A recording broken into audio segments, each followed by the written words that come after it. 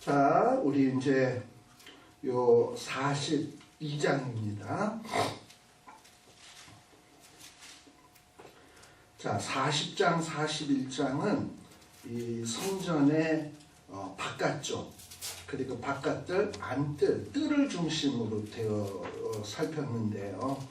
이제 이 42장은 성전 안에 있는 어떤 이런 골방들, 조그만 골방들에 대해서 설명을 하게 됩니다.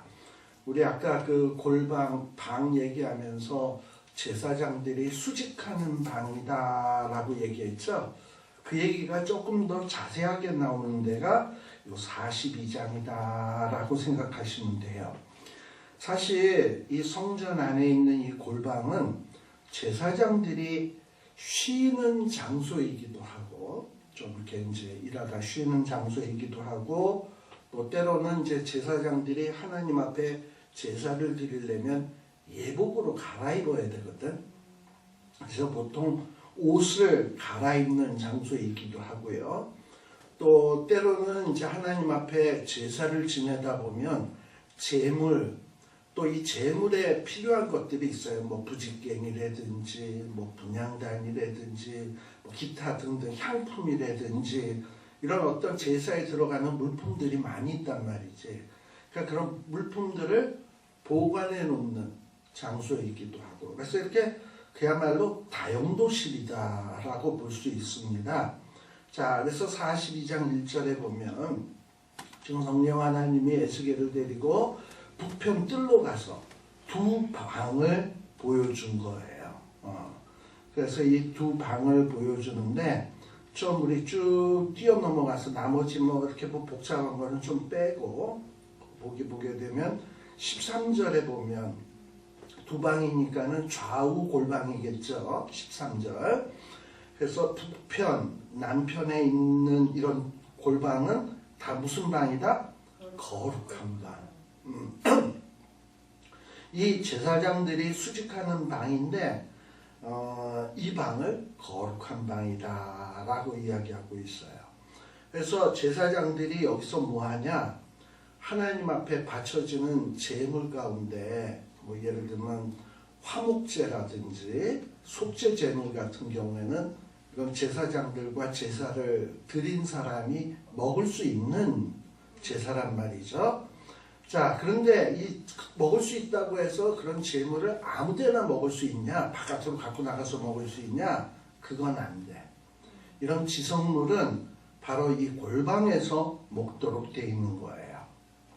그리고 이런 제물 같은 것도 그 방에다가 이렇게 두는 거예요. 그러니까 하나님 앞에 바쳐졌던 것들을 보관하는 장소다 보니까 이곳을 뭐라고 얘기하냐? 거룩한 곳이다 라고 얘기하는 거예요. 또 14절에 보면 아까 제가 의복을 갈아입는 곳이라고 그랬죠. 그래서 제사장들이 입는 이 의복은 거룩한 옷이야. 그래서 제사장이 성소에 들어갔다가 나올 때 그냥 막바로 바깥으로 나가면 안 돼. 자기가 제사 지내면서 입었던 그 옷을 벗어서 그 골방에다 놔두고 이전에 자기가 평소에 입었던 옷으로 갈아입고 나와야지, 거룩한 옷을 입고 그냥 세상 밖으로 나오면 안 된다라는 거예요. 그리고 또 하나님 앞에 제사 드릴 때는 세상의 옷은 벗어버리고 또 거룩한 옷으로 갈아입고 들어가고 이래야 되는 장소란 말이에요. 그러기 위해서는 옷을 갈아입고 하는 일들이 참 많이 있겠죠. 자, 그래서 이것들이 무엇을 의미하는 것인가? 구약시대에는요, 제사장이 특별히 레위인들 가운데서도 고핫자손만이 제사장이 될 수 있었잖아요. 그런데 지금은 어떠하냐? 우리가 예수 그리스도로 말미암아, 예수 그리스도의 속죄 사역으로 말미암아 이 성전 휘장이 찢어지듯이 하나님과 우리 사이를 가로막았던 이 장막이 다 찢어져 버렸어. 없어져 버렸어. 그래서 모든 사람들이 그리스도의 보혈에 의지해서 아바 아버지라고 하나님을 부르면서 담대히 나아갈 수 있는 자격을 얻었다 이 말입니다. 그래서 우리도 지금은 뭐냐? 제사장과 같다는 거예요. 하나님 앞에 나아갈 수 있으니까. 그러나 우리가 이제 내가 이제 하나님 앞에 담대히 나아갈 수 있어, 자격 있어, 이런 생각을 하는 것도 중요하지만 이 과거에 지금 이 성소에서 보여지는 것처럼 이렇게 하나님 앞에 나아갈 때 그냥 세상의 모습을 가지고 막 푹 나가고 또 하나님 앞에 있다가 그냥 세상으로 팍 나가고 무질서하게 이러면 안 된다는 거야. 내가 하나님 앞에 예배 드리러 나갈 때 혹시 세상에 때가 뭐 묻은 거 없나 점검하고 털어버려야 될 거 털어버리고 주의 거룩한 의로 옷 입고 이러고 나가는 마음 자세로 하나님 앞에 나아가고 그래야지 뭐 우리가 이제 자유함을 얻었다고 해서 하나님 앞에 함부로 막 이렇게 대하는 것은 지극히 잘못된 것이다 라는 것을 우리에게 보여주고 있는 거예요. 그리고 또 이렇게 세상과 하나님을 섬기는 데 있어서 이렇게 구별된 모습을 보여야 된다라는 거예요. 그래서 하나님을 제대로 잘 섬기려면 심지어 어디까지 우리의 마음속까지도 정말 속된 것, 악한 것으로부터 떠나서 정말 영육간의 거룩한 상태를 유지해야 되겠구나라는 것을 가르쳐주고 있는 겁니다. 자, 그 다음에 또 하나, 이렇게 제사장들을 위해서 골방이 필요하다라는 것은 왜 그런가? 사실 구약시대 때 제사장들은요, 이 제사 지내는 게 이게 쉬운 일이 아니에요. 여러분들 그 제물이라는 게 거의 사람 몸무게 나가는 거 아닙니까? 뭐 소나 양 이런 것들, 이런 걸 각을 떠가지고 뭐 이렇게 내장 드러내고 이게 뭐 보통 작업인가요? 그죠? 그리고 그걸 또 태우고 땔감 또 재어놓고 이게 보통 일이 아니거든. 그러다 보니까 이 제사장들에게 휴식이 필요한 거예요.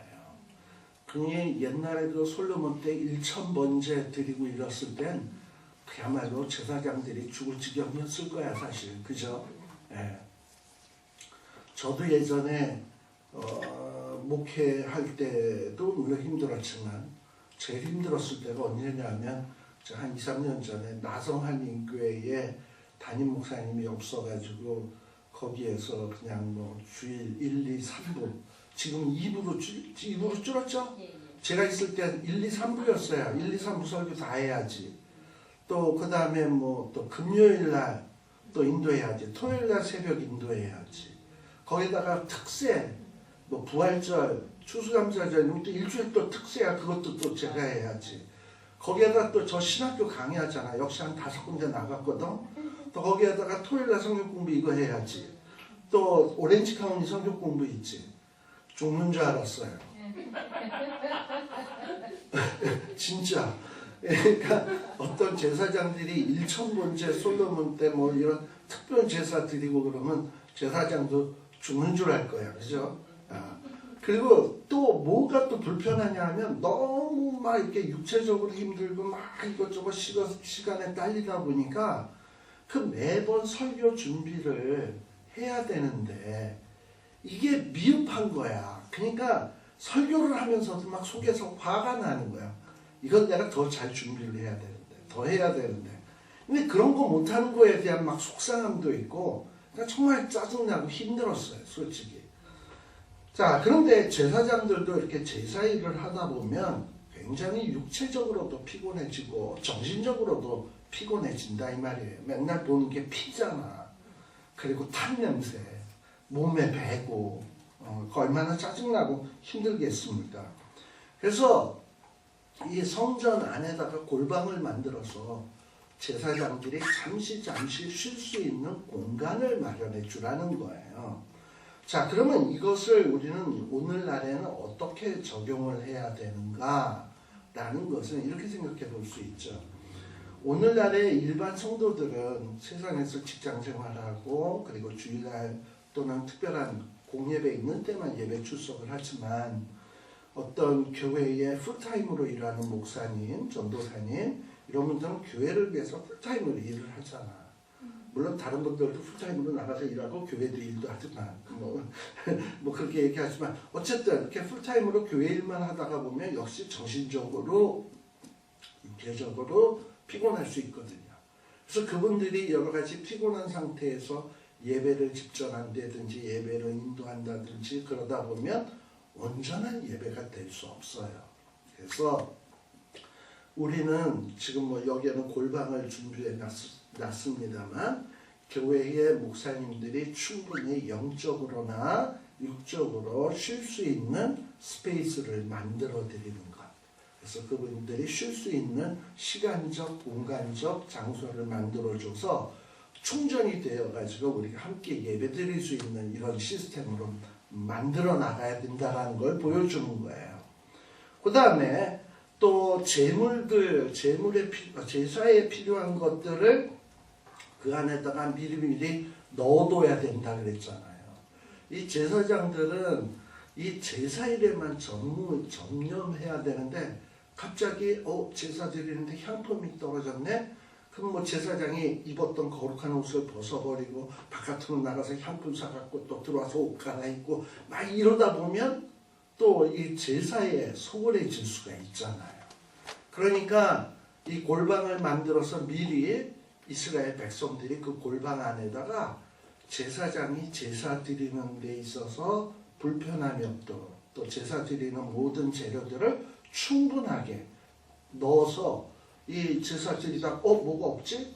그리고 골방에 들어가서 탁 꺼내올 수 있도록 만반의 준비를 해 놓아주어야 된다라는 거예요.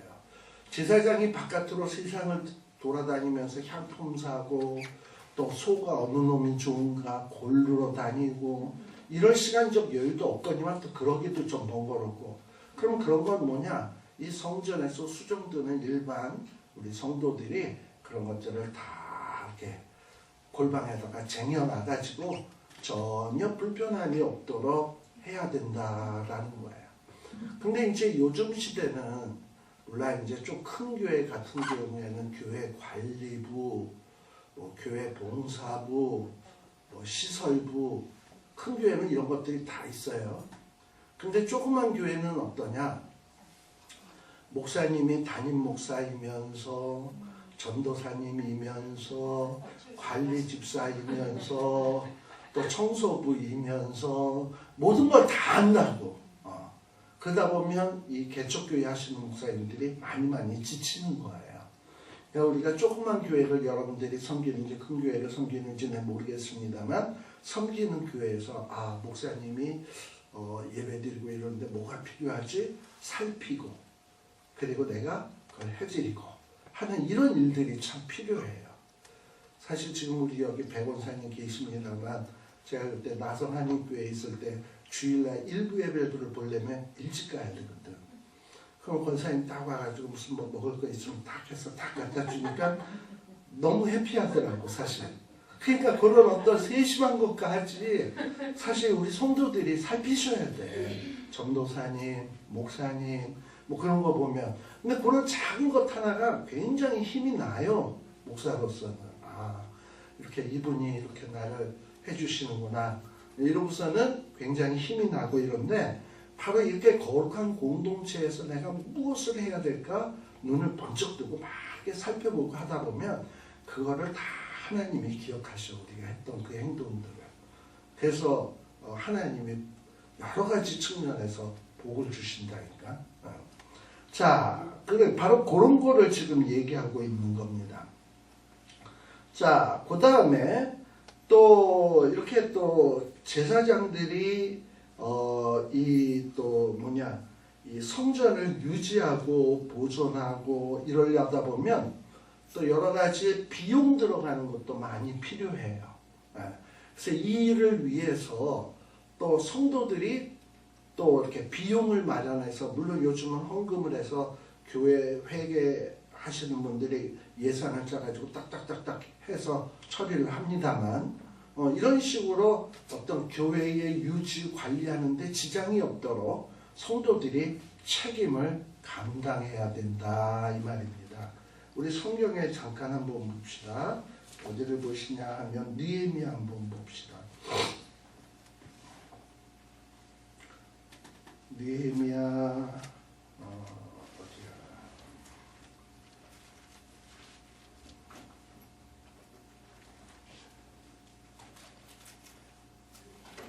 느헤미야 6장 5장 6장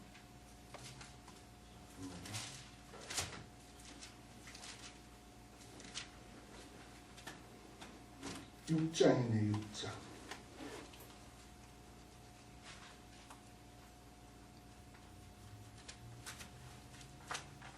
아 7장이다 7장.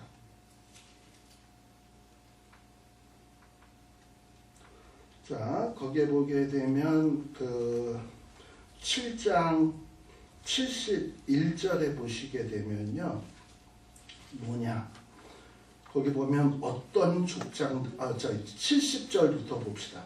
어떤 족장들은 역사를 위하여 보조하였고 방백들은 금 1,000다리 대접 50 제사장 의복 530벌 이런 것들을 보물 곳간에 드렸고 이게 골방 같은 데다가 쟁여놓는 거예요.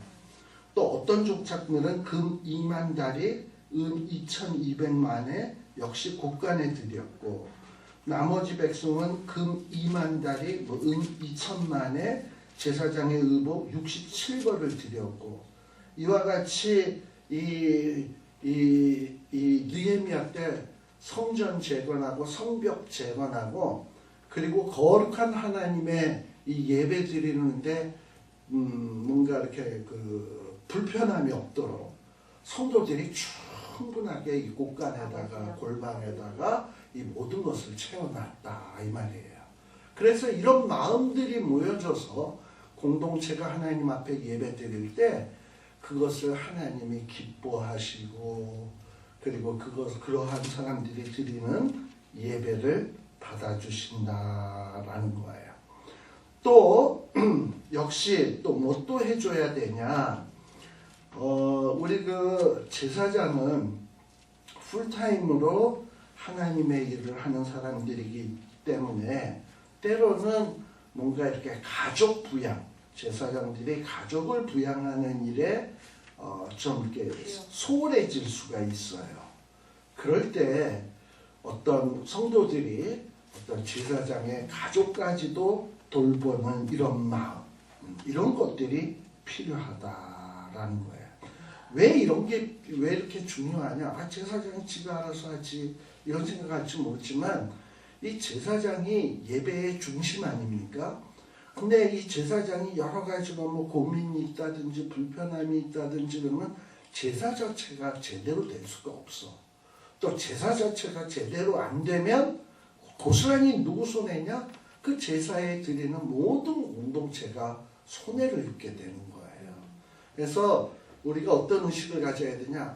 뭐 우리가 목사님만을 돌보는 뭐 우리가 목사의 노예야? 뭐야? 이렇게 생각할 게 아니라 이 교회의 목사님이나 교회의 영적 지도자가 바로 서야 그것이 내게 유익이다라는 이런 생각을 가지셔야 돼. 그래서 목사님들을 위해서 기도도 많이 해주셔야 되고 전도사를 위해서도 기도 많이 해주셔야 되고 그게 곧 뭐다? 나의 신앙을 위한 거다라는 것을 잊어서는 안 된다라는 거예요. 바로 이러한 내용들을 지금 이 제사 제도를 통해서 하나님이 지금 하나하나 에스겔에게 보여주고 있고 설명해주고 있고 또 에스겔은 그거를 듣고 생각하고 깨달아서 또 이렇게 전하게 되는 그것이다라는 겁니다. 또 우리 이제 에스겔 33장도 한번 43장도 또 가서 한번 보십시다. 자, 이 에스겔 43장에서도 이제 1, 2절에 보면 어떤 장면이 나오냐? 동문이 나옵니다. 동향한 문. 자, 바로 이 동문은 하나님이 보통 출입하시는 문입니다.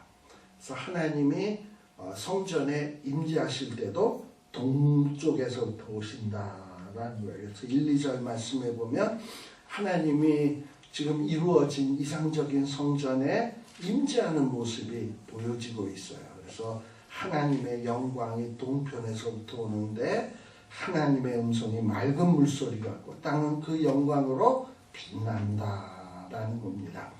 자, 이 장면은 어떤 장면과 비슷하냐 하면은 말라기서에 보게 되면 장차 의로운 태양이 떠올라서 너희에게 치료하는 광선을 바라리니 이 송아지들이 외양간에서 나온 송아지처럼 뛰게 될 것이다 라는 거예요. 하나님의 의로운 태양처럼 하나님의 영광의 빛이 해는 동쪽에서 뜨잖아. 그 빛이 쫙 성전을 향하여 비춰주게 되고, 근데 그 빛이 뭐냐? 치료하는 광선이야.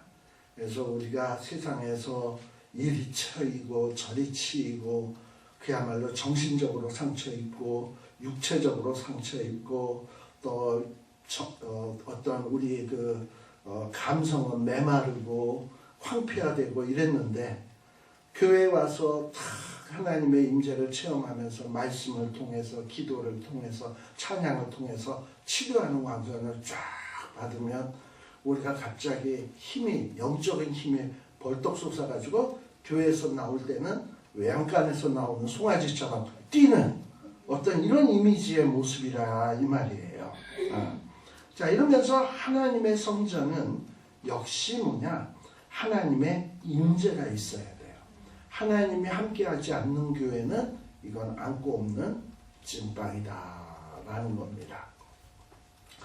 자, 그 43장 그래서 1, 2절에는 하나님이 임재하시는 감격적인 모습이에요. 자, 그리고 그 다음에 43장 3, 4절의 모습을 봅시다. 이렇게 하나님의 임재하는 모습이 딱 어떤 모습이냐? 이전에 성읍을 멸하러 올 때 보던 이상 같다. 또 그발 하숫가에서 보던 이상 같다. 우리 에스겔서 1장에 보면 그발 강가에서 에스겔이 처음 보았던 그 이상 있죠. 하늘에서 무슨 우주정같이 막 번쩍번쩍 하는 게 내려오고, 이 발은 송아지 마광한 발 같고, 그 다음에 뭐 사자의 얼굴, 독수리의 얼굴, 뭐 이러고 쭉 나왔잖아요. 그리고 휙 날아가는 이런 모습. 이런 모습을 보았던 모습을 지금 다시금 이 성전에서 보고 있는 거예요.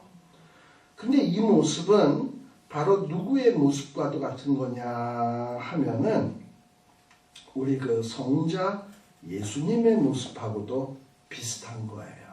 우리 요한계시록에 나오는 우리 예수님의 모습. 자, 그래서 우리가 어찌해야 되냐? 여기에 보면 3, 4절에 보면 영광이 동문으로 말미암아 성전 안으로 쉬 들어오고, 또 5절에 보면 성신이 나를 들어데리고 안뜰에 들어가시기로 내가 보니 그 성전 안에 뭐가 가득하더라? 여호와의 영광이 전에 가득하더라 라는 거예요. 그래서 정말 우리 성도들은 이 성전에 하나님의 영광이 정말 가득 임재하기를 원하셔야 돼요. 근데 하나님이 임재하지 않는 경우가 있어요. 영광이 함께하지 않는 경우. 그 경우는 어떤 경우냐? 죄가 있으면 떠나. 우리 이스라엘 나라가 죄가 있을 때 예수님 하나님의 영광이 이 동문으로 동쪽 문으로 그 다음에 동문으로 해서 떠나는 거 우리 에스겔서에서도 보여줬잖아요. 그런데 이렇게 죄가 있으면 하나님이 임재하지 않지만, 그러나 우리가 회개하게 되면 언제든 다시 돌아오신다라는 거예요. 그래서 성전 안에 가장 중요한 것은 하나님의 임재다라는 것을 기억하고 정말 하나님의 임재를 소망하는 자들이 되어야 돼요. 자, 그래서 또 7절에 보게 되면 이 성전은 하나님의 임재의 장소야. 그래서 이는 내 보좌의 처소, 내 발을 두는 처소, 내가 이스라엘 족속 가운데 영원히 거할 곳이라. 우리 이 이상적인 성전, 세상 사람들은 우습게 여기는지 모르지만 하나님은 이 성전에, 이 공동체에 영원히 거하시겠다는 거예요. 그런데 거기에 보면 무슨 얘기가 나오냐? 왕들이 음란히 행하며 그 죽은 왕들의 시체로 다시는 내 거룩한 이름을 더럽히지 아니하리라 라는 말씀이 나오는데, 이 말씀은 뭐냐, 이 왕들이 때로는 자기가 죽고 난 다음에 자기의 시신을 그 성전 옆에다가 묻어놓으라 그러는 거야. 자기 시신을. 지금 우리가 여기 한국에는 별로, 한국이나 여기 미국에는 안 그런데, 제가 유럽이랑 뭐 이런 데 가보면 동네 교회가 있잖아요. 교회가 있으면 교회 바로 옆에는 항상 뭐가 있냐면 묘지가 있어. 사람들이. 그러니까 그 교회 성도들이 아마 그 묻히는 묘지인 것 같아요. 그리고 우리 뭐 웨스터민스터 사원이라고 있잖아요. 영국에. 그 웨스터민스터 사원에도 보면 왕들의 묘지가 있고 유명한 사람들의 묘지들이 있어요. 근데 그들이 그렇게 교회 옆에다가 묘지를 만든 것은 아마도 이런 뜻이 강하겠지. 우리 주님이 재림하실 때 이런 성전, 하나님의 집으로 먼저 오실 테니까 그때 먼저 일어나려면 그 옆에 자고 있어야, 그 옆에서 누워 있어야 먼저 일어날 거 아니에요? 아마 그런 뜻으로 했는지는 모르겠지만, 그래서 이렇게 성전 옆에다가 이렇게 묘지들을 많이들 만들어 놨어요. 근데 이 당시에 왕들이 이렇게 성전 옆에다가 하는 것은 뭐냐면, 자기가 자기의 어떤 영광을 영원토록 남기고 싶은 거야. 성전은 오로지 하나님께만 집중해야 되는 곳인데, 왕들이 자기의 명예, 권세, 힘을 과시하기 위해서 성전 옆에다가 자기의 시체를 놔두는 거야. 묘지를 만들어 놓는다 이 말이죠. 그러니까 지금 하나님은 암만 왕이라 하더라도 그렇게 해서는 안 된다라는 거지. 그래서 이 왕들의 시체로 하나님의 이름을 더럽혀서는 안 된다라는 겁니다. 그러니까 이 거룩한 교회는요, 하나님께만 집중해야지 어떤 인간에게 집중되기 시작하면 문제가 심각해지는 거예요. 요즘 한국에 대형교회 문제가 좀 많이 있습니다. 그죠? 뭐 저기 어디야, 명성교회도 그렇고, 그래서 뭐 명성교회도 김사만 목사님의 아들을 뭐 세습을 하느냐 뭐 하느냐. 그래서 명성교회 하면은 뭐가 생각납니까? 우리가 하면 김사만 목사교회, 사랑의 교회 하면 뭐가 생각납니까? 옥하는 목사교회, 뭐 저 두란노 교회, 저기 온누리교회 하면 누구? 하영조 목사 이렇게 탁 나오잖아. 물론 목사님들이 훌륭한 건 맞는데, 뭐 수목교회 하면 조용히 뭐 이러고 나오는데, 이게 너무 그렇게 되면 안 되는 거야. 이게. 수목교회, 거기 하나님이 좀 세게 역사하는 교회, 사랑의 교회, 거긴 하나님이 말씀을 잘 풀어주는 교회, 이렇게 가야지. 누구 인간이 나오면 안 된다니까. 그렇잖아요. 그런데 바로 이 당시에도 성전은 하나님께만 집중돼야 되는 것인데, 왕들이 지들 시체 갖다 놔가지고 그러면 된다? 안 된다라는 거예요. 9절에 보세요. 이제는 그들이 그 음란과 그 왕들의 시체를 내게서 뭐 해버려라? 멀리 제하여 버려야 할 것이라. 그리하면 내가 영원토록 그들 가운데 거하리라. 그러니까 하나님의 성소에서는 하나님만 영광을 받아야 되지, 뛰어난 목사, 뛰어난 장로, 뛰어난 어떤 일꾼들이 드러나서는 안 되는 거야. 하나님만이 드러나야 되는 거야. 혹시 교회 안에서 자기가 막 드러나기 시작한다면 그 사람은 조심해야 돼. 교만은 패망의 선봉이요 넘어짐의 앞잡이다라는 거예요. 사실 조영기 목사님도 초창기 이 순복음교회를 개척하고 할 때 그분의 그 많은 미담들이 있어요. 근데 이렇게 유명해지고 난 다음에는 미담보다는 추담이 더 많아지는 것 같아요. 제가 베데스다 신학교에도 나가거든요. 그 무슨 이렇게 조영기 목사님 사모님은 그런 분이 아닙니다 해가지고 교수들한테, 학생들한테 변명하는 무슨 이런 글들 써가지고 막 해서 돌려줘서 저한테도 주더라고요. 학교에서. 아유, 아무튼 근데 그런 걸 보면서 좀 마음이 씁쓸해요. 예. 근데 그래서야 되겠냐 이 말이지. 예. 그래서 하나님만이 성전은 하나님만이 영광 받아야 된다라는 거예요.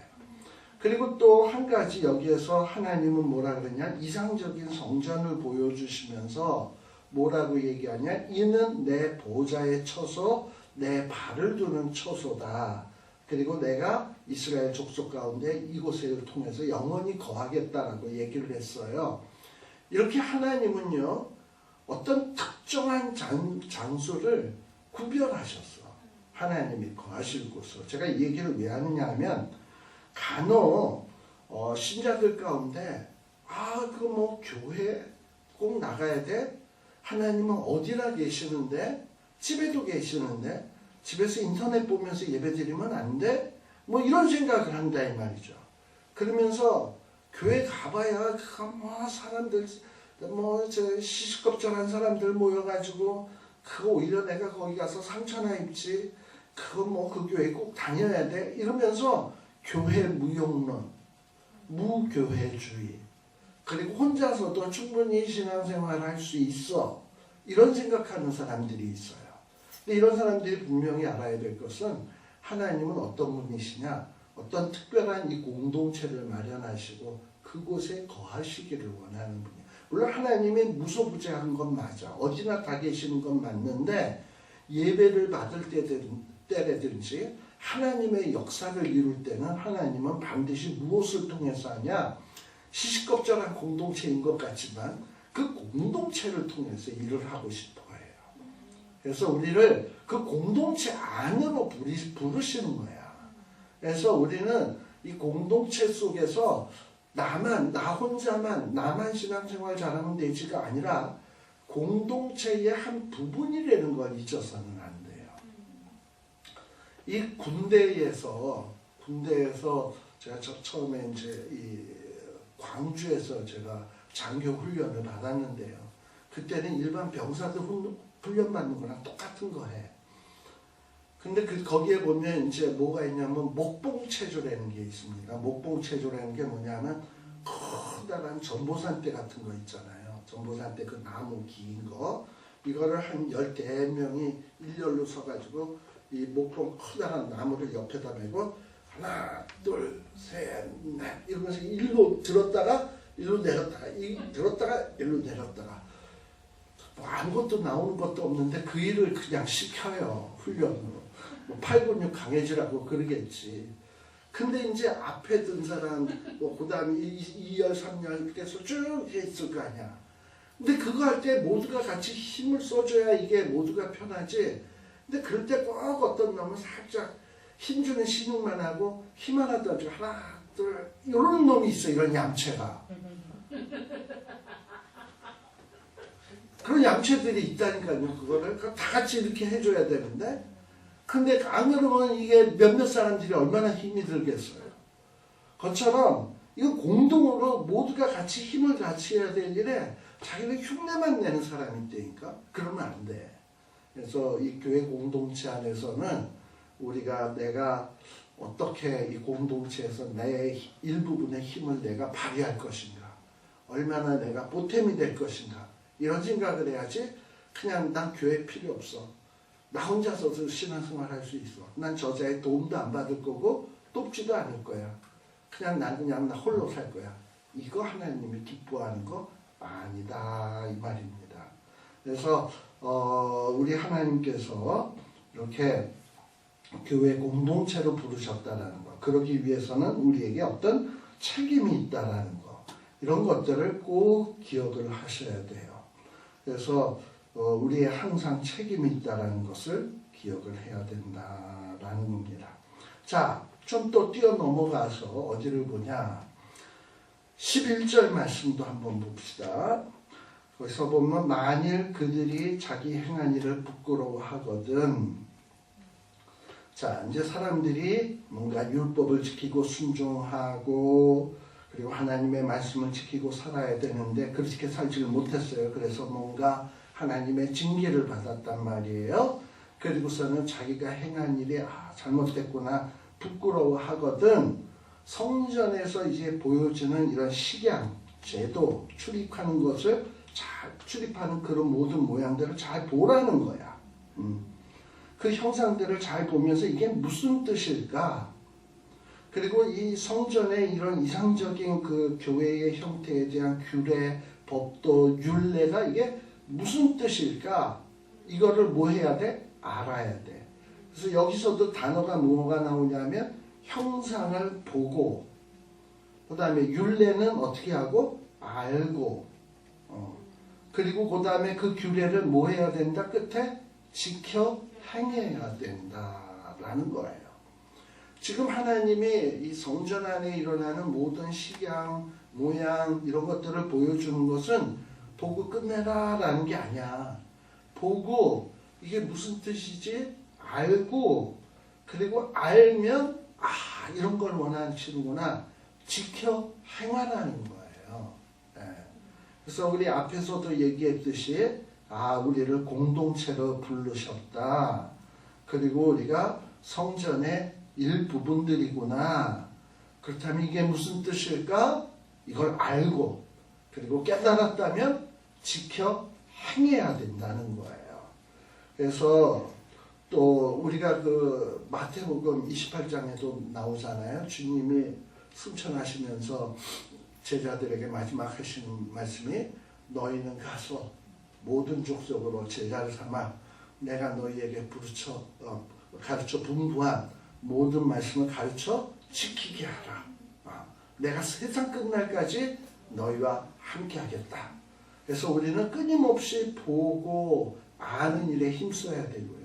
또 내가 아는 것을 또 믿음이 연약한 자, 또 우리 영적인 제자에게 가르쳐서 거룩한 공동체를 자꾸 이루어 가야 되는 거야. 제가 지난주에도 얘기했습니다만 저는 참 놀라웠던 게 뭐냐면 에스라와 느헤미야의 아버지, 그들은 포로지에 있었던 사람 아닙니까? 그리고 에스라와 느헤미야를 포로지에서 한참 있다가 낳은 자식들이에요. 그러니까 에스라와 느헤미야는 그야말로 3세, 4세쯤 되는 애들인데 그런 애들이 어떻게 그 이스라엘에 대해서 애정을 그렇게 가질 수 있으며 이스라엘의 고통을 자기의 고통처럼 생각하고 통곡할 수 있으며 또 이스라엘을 회복하기 위해서는 에스라 같은 경우에 내가 열심히 말씀을 연구하고 준행하고 내가 이 말씀을 가르치기로 결심했더라라고 돼 있거든요. 어떻게 그렇게 훌륭한 정말 젊은이로 키워냈을까? 그게 뭐냐면 우리가 이렇게 성소의 식양 같은 걸 딱 보고 배웠으면 이렇게 해야 되겠구나. 하나님 앞에 거룩하게 예배 봐야 되겠구나 하는 게 나에서만 끝나지 말고 우리의 자녀에게 물려줘가지고 그 신앙을 물려줘서 그런 신앙을 물려받은 아이들이 후일에 뭐가 되는 거다? 에스라가 되고 느헤미야가 되는 거예요. 그래서 우리가 이런 역사들을 앞으로 이루어 가야 이런 거룩한 공동체에 소망이 있다라는 겁니다. 또 우리 그 보게 되면 또 이제 조금 더 오늘은 여기까지 좀 끝내야 돼. 또 18절 이하에 보세요. 18절 이하에 보게 되면 또 성전 안에서의 제사에 대해서 얘기하는데 이 18절 이하에 나오는 제사를 보면 다 짐승과 관련돼 있어. 그리고 그 짐승에 뭘 뿌려야 돼? 피를 뿌려야 돼. 자, 그래서 뭔가 장차 이상적인 교회에서 이상적인 공동체에서 드려지는 이 예배의 기초는 뭐냐? 피 뿌림의 예배다라는 거예요.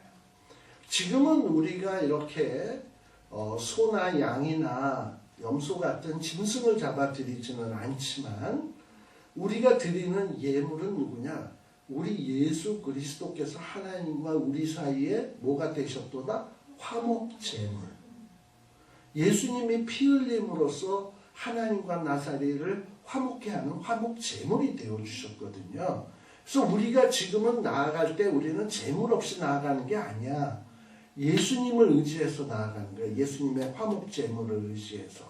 결국 그것도 뭐냐면 피 뿌림의 제사예요. 예수님의 피의 공로로 우리가 하나님 앞에 나올 수 있다라는 거를 꼭 인식해야 돼요. 우리는 옛날 구약시대 같으면 언강생심 하나님의 성소에 들어갈 수도 없는 사람이야. 들어가려고 하면은 그 레위인들이 문지기 수직하는 자들이 있어서 죽여요. 성소에 함부로 들어오는 자는. 우리 그 느헤미야서에 보게 되면 어떤 얘기가 나오냐면 이 느헤미야가 이제 막 이렇게 성전을 재건하니까 그게 꼴보기 싫어서 사람들이 느헤미야를 죽이려고 하는데 그것도 마음대로 안 돼. 그래서 내부에 이스라엘 공동체 내부에 스마야라고 하는 선지자가 있었는데 그 선지자를 매수를 해가지고 이 느헤미야를 실수하도록 만드는 유도를 합니다. 근데 그 실수하도록 만드는 그 유도가 뭐였냐면 스마야가 보이던 사람이 안 보이니까 느헤미야가 신발을 갔거든. 그랬더니 어디 골방에 숨어 있는 거야. 그러면서 스마야가 뭐라냐면 나도 선지자인데 저 산발락과 도비아가 자꾸 우리를 죽이려고 하니까 죽이려고 하니까 우리가 숨어 있어야 된다. 근데 이 선지자 방 여기에 숨어 있어서는 안 되고 우리가 성전에 들어가서 성전 그 외소에 들어가서 숨어 있으면 당신도 보호받고 나도 보호받는다라는 거예요. 그러니까 거기 가서 숨자라는 거야. 굉장히 느헤미야를 위하는 얘기예요. 근데 그게 음모인 것이 뭐냐면 성전의 외소는 누구만 들어갈 수 있는 곳이냐면 제사장만 들어갈 수 있는 곳이거든. 근데 만일에 느헤미야가 거기 가서 숨었다 그러면은 어떻게 할 처음이냐? 거룩한 곳을 느헤미야가 범했다 해가지고 느헤미야를 치려고 했던 작전이었던 거예요.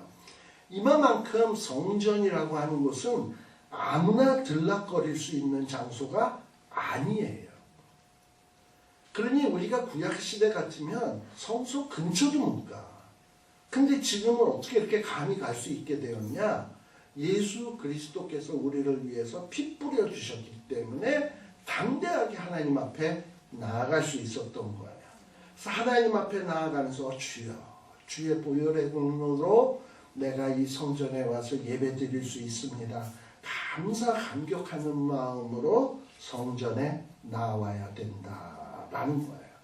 또 마지막 26절에도 보게 되면 그래서 뭘 드려야 된다? 속죄제. 하나님 앞에 나올 때 주님의 보혈에 의지해서 나의 지은 모든 죄들을 고백하고 정결케 하면서 하나님 앞에 봉헌을 해야 된다라는 거예요. 그리고 마지막으로 27절에 보면 무슨 얘기냐? 이 모든 날이 찬 후 제8일과 그 다음에는 제사장이 제단 위에서 너희 번제와 뭘 드려라? 감사제를 드려라. 속죄제를 드렸으면 나를 속죄해 주신 하나님께 감사하고 은혜 베푸시는 하나님 앞에 감사드리는 이런 제사를 통해서 계속 반복되는 예배일 거 아니에요. 안식일마다 7일에 한 번씩. 이런 예배를 통해서 끊임없이 자기를 깨끗게 하고 하나님과의 관계를 다시 한번 재정비하고 이러면서 마지막 주님이 부르시는 그날까지 점점 스텝 바이 스텝으로 하나님 앞에 완전해 가라고 우리에게 주신 제도가 뭐냐? 바로 이 거룩한 공동체의 제도, 교회의 제도라는 거야. 하나님은 이 교회를 하늘에다가 뚝 세운 게 아니라 이 땅 위에 세우시는 거야. 우리를 통해서. 그래서 우리는 이러한 사명을 가진 자다라고 생각을 하시고 내가 할 일이 무엇이지 공동체를 위해서 내가 주님의 몸된 나라를 위해서 내가 감당해야 될 부분이 무엇인지 끊임없이 생각하시고 그 책임에 충성하는 저와 여러분들이 되어야 되겠다. 다음 주일에는 44장에서부터 46장은 이제 거룩한 공동체가 회복되어진 거룩한 교회가 드려야 될 예배에 대한 내용이 44장에서 46장에 나와 있습니다. 기도하겠습니다. 하나님 아버지 감사합니다. 오늘도 이렇게 에스겔의 말씀을 통해서 우리가 거룩한 공동체에서 어떤 일을 감당해야 하며 또 어떤 마음으로 이 공동체 생활을 해야 되는지 살피었습니다. 이제 우리가 보았고 알았고 그리고 깨달았사오니 이제 지키게 하여 주시고 또 우리가 이 말씀들을 많은 사람들에게 또 전하며 가르칠 수 있도록 은혜 베풀어 주시옵소서. 예수님 이름으로 기도드리옵나이다. 아멘. 마치겠습니다. 감사합니다.